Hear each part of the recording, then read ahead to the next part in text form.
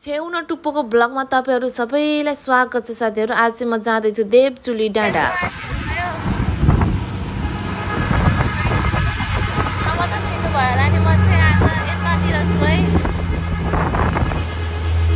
Mobile चलाउँदा चलाउँदा टाउको दुखेर यस्तो ठाउँतिर आछु आज एक्लै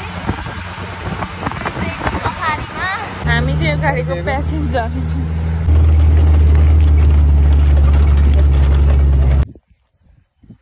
दलदलेबाट चढेको गाडीले चाहिँ मलाई यो पोखरी भन्ने चोकमा ल्याएर छोड्दिएको छ। अब चाहिँ हिँड्न पर्ने हुन्छ। बुढाको सेतो टी सर्ट लाएर आएको, सेतो टी सर्ट त पुरै ब्ल्याक भइसक्यो है। कालो झोला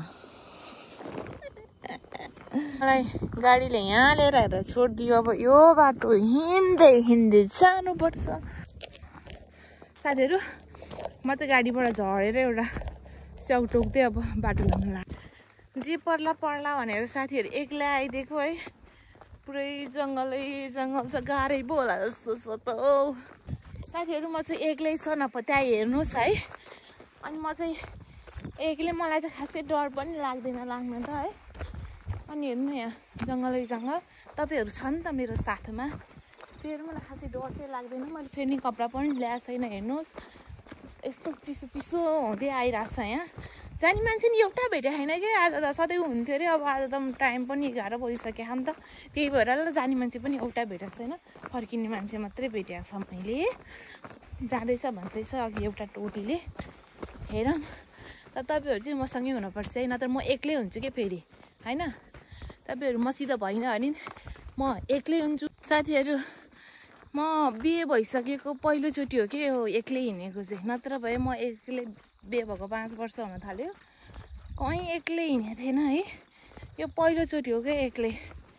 बाबरे, एक्लै नि अझै अलि बजारतिर भएको भए त हुन्थ्यो नि यस्तो ठाउँमा। त्यही भएर मान्छे भेटेको भए ठिकै हुन्थ्यो। जाने मान्छे कोही छैन, फर्किने मात्रै छ। बाटो छ अनि के भन्ने कि आहा झिमिक्क सुलु त तलतिर जान्छ। हाम्रो घर छेउको भाइ भेट्यो है भर्खरै मैले। तिमीले यो भिडियो देख्छौ। त्यो डाँडामा पुग्न, त्यो डाँडामा यहीँसम्म छ है पार्किङ, यही हो। अब यहाँबाट यस्तो बाटो छ, दुईटा भाइहरू अगाडि म पछाडि। यिनीहरू अलि अग्लो अग्लो भएर अलिक छिटछिटो हिँड्छ। मेरो 3टा डाँडा कटिसकेपछि यहाँ एउटा होमस्टे छ, यहीँ बस्ने हो, यहीँ खाने हो। यहाँ चाहिँ बाइकहरू नि आइपुगेछ। कहाँबाट आइपुगेछ थाहा छैन, बाटो यस्तो छ। उतानिर पनि छ हो, छ न त। तर त्यो चाहिँ घरै होला, यो चाहिँ होमस्टे। तर टनै है बाइकहरू नि। साथीहरू खासै टाढा त रहेनछ यो डाँडा। 4वटा जति डाँडा कट्यो होला, यति मात्रै हो। खासै टाढा छैन, हिँड्न पर्दैन, पिटिकै पर्दैन। फेरि योबाट चाहिँ सिडी सिडी छ अरे। अब माथि एकजना थकित भएर बसेको, थकित भएर बस्नु भएको छ एकजना भाइ। अघि आउँदा म एक्लै भिडियो बनाउँदै थिएँ, अहिले चाहिँ मेरो 2जना भाइहरू भेट्यो है। उकालो अब बिस्तारै गफ गर्दै जानुपर्छ। देख्यो ट्रेकिङको हालत, डुङडुङ गनायोस् बाख्रा चलाउने जङ्गलमा। बाहिरको गु होला भाइ, अग्लो हुनुको फाइदा उहाँ पुगिसक्यो कि मान्छे। गाह्रो त, जुका पनि टाइम भएको भए मर्थ्यो होला कि जुका टालेर है। साथीहरू म हराएको छैन है, म पहाडी व्यक्ति रहेछु। देख्न सक्नुहुन्छ साथीहरू, यो भाइको खुट्टा लामो भएर कहिले भेटाउनु सक्दैन हामीले। एकैचोटि 2-3टा सेडी त सर्दिन्छ। हेर्न यहाँ बाख्रा, उहाँ भरतपुरदेखिको बाख्रा चलाउन आएको हामी यहाँ देवचुली डाँडा। साथीहरू बाख्रालाई पनि थकै लागिसकेछ। लु यिनीहरू विश्राम गरेछ। तिमीहरू बिस्तारै आउँदै गर, हामीलाई बाटो छोटाउ छोटाउ छोटाउ छोटाउ छोटाउ छोटाउ। तिमीहरू बिस्तारै चढ्दै चढ्दै आऊ, हामी माथि कुर्छौँ तिमीहरूलाई। कसो बाख्रा होला है यति धेरै, यतिकै केही बाली नाली केही छैन खाम भनी आनन्द। यता हेरे पहाड, यता हेरे पहाड। यो बाटो चाहिँ फेरि ढलान गरे कि भाइ है। ढलान हान्देखा जस्तो छ कि बाटो चाहिँ। माथिबाट फुतफुत फुतफुत फालेर हेलिकप्टरबाट गोली फाले जस्तो कुरा सुन्दा पनि बिहोस हुने कुरा गर्छ तर राम्रो भ्यू देखिन थाल्यो नि भाइ हेर न साथीहरू बेलुकै पटोटप बिहानै दिउँसै त्यो गाडीको साउन्ड सुन्दा कान यस्तो पाक्थ्यो आज यहाँ आउँदाखेरि चाहिँ यस्तो आरामदायी भएको छ नि हिँड्न जतिसुकै गाह्रो भयो नि ल हेर्नुहोस् मैले त चस्मा नि लगाएन त्यति राम्रो दृश्य किन चस्मा लाएर बिगार्नु होइन खरा अँधेर किन हेर्नु भनेर चस्मा नलाइकन हेरिरहेको छु साथीहरू हामी खाजा खान विश्राम गर्दैछौँ अब फ्रुटी चिप्स यहाँ झोलामा के छ देखाऊ भाइ मोही पनि लिएर आएर म त मोही खान्छु हो मोही देऊ त साथीहरू मोबाइल चलाउँदा टाउको दुखेर आएको अहिले त्यहाँ एउटा सिमको टावर पनि दिन्न यस्तो छ बाटो पुरै जङ्गल छ साथीहरू यस्तो कुल ठाउँ छ कि थाहा चाहिँ फेरि एक्लै आएको भए त मलाई त बाघ बाँदरहरूले यति राख्ने रहेछ धन्न भाइहरू भेट्यो यस्तो गुफा जस्तै रहेछ बाटो पनि राइट बाटो चाहिँ सेम गुफा साथीहरू बाटो यही हो साथीहरू जतिवटा डाँडा घटे पनि आउँदैन दबा बाटो साथीहरू म यो बाटो हिँड्दैछु ल तिमीहरूले मलाई के सोच्या छौ जस्तोमा नि हिँड्न सक्छु क्या साथीहरू हामी त्यहाँबाट आएको त्यहाँबाट सरर कतिवटा डाँडा पार गरेर अन्तिममा हामी यहाँ आइपुग्यौँ यहाँ चाहिँ एउटा पुरानो स्थल छ यहीँ बसेर खाने होला के होला त यस्तो नि चुला छ खाने होला हौ यो कुकुरहरू चाहिँ खाना पाउँछ भनेर आउने होला है त्यो पछि म नि माथि चढ्छु रोक्नुहोस् साथीहरू म तपाईँहरूलाई पटासे देखाउने छु फाइनली मैले भाइहरूलाई भेट्यो अब मेरो यहाँ फोटो खिचिदिनु पर्ने हुन्छ एउटा दोडा ल हेर्नुहोस् पटासे हेर्नुहोस् यसरी हेर्नुहोस् अनि आउने नआउने आफै निर्णय लिनु छ नि त किन कहाँ हो यो एउटा डाँडा चाहिँ कट्ने हो उयो टावर भएको होला नि त साथीहरू हामी चाहिँ फोटो खिच गरेर चाहिँ अब त्यो माथिको डाँडा जान्छौँ यो माथिको डाँडा आउनुहोस् तपाईँहरू नि हामी सँगै जाऊँ मलाई को आउँछ होला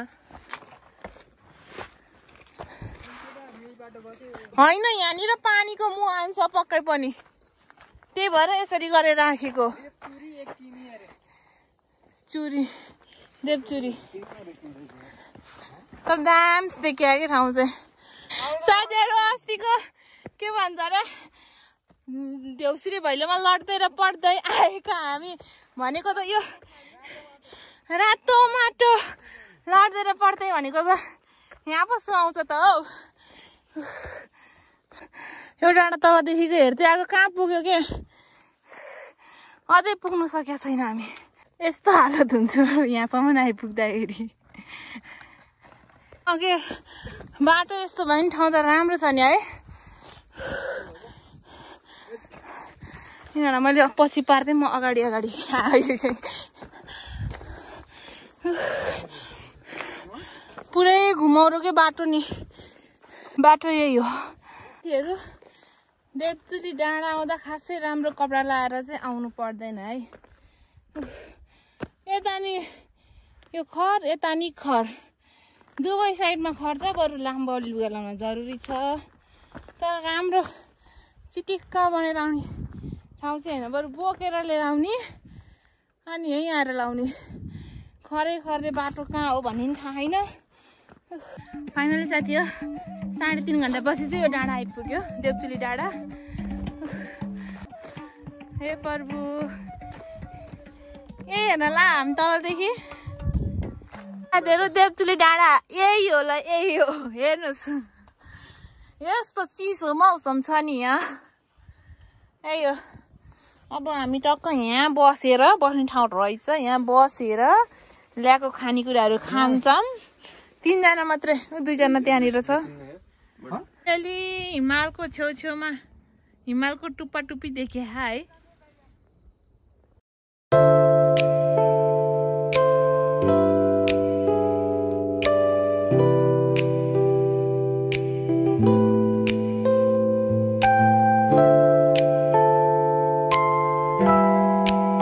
उकालो बाटोमा प्रेसर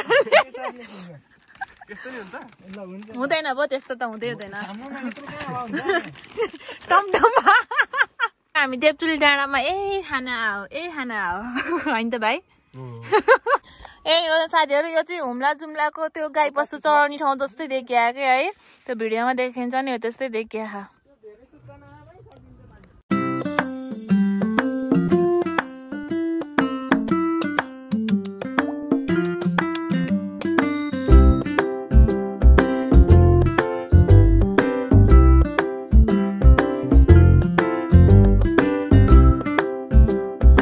लिएर आएको खानेकुराहरू चाहिँ खाएर अब हामी चाहिँ फोटो सुटतिर लाग्छौँ आऊ जाऊँ होइन यो मान्छेहरूले फोटो भिडियो चाहिँ कहाँको हालेको हो कि यस्तो राम्रो राम्रो कहाँको हालेको हो कि जनता जान्न चाहन्छ ओ यहीँबाट पनि जाने ठाउँ रहेछ हेर न कहाँ जाने हो तल तल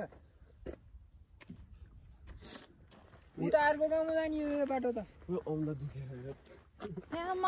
यही हो साथीहरू यही हो अलिअलि हिमालको टुप्पा देखिँदो रहेछ त्यही हो अरू केही छैन यस्तो जाडा फुटी थान्दैछ एउटाले फेरि झोलाको हालत साथीहरू यदि हजुरहरू देवचुली डाँडा जाँदै हुनुहुन्छ भने चाहिँ आफूलाई चाहिने सामानहरू चाहिँ आफै बोकेर जानु होला किनकि 4 घण्टाको उकालो बाटोमा कहीँ बिचमा कहीँ पानीको धारा पसल केही छैन त्यही भएर आफूले चाहिने पानी खानेकुराहरू जे जे चाहिन्छ आफै बोकेर जानु होला हामी चाहिँ त्यही भेटेको भाइहरूसँग एकछिन बसेर गीत गायौँ रमाइलो गर्यौँ साथीहरू अब चाहिँ हामी घर फर्किनु पर्ने म पनि मेरो नि हालत त यस्तै हो यसरी तलसम्म यसरी जानु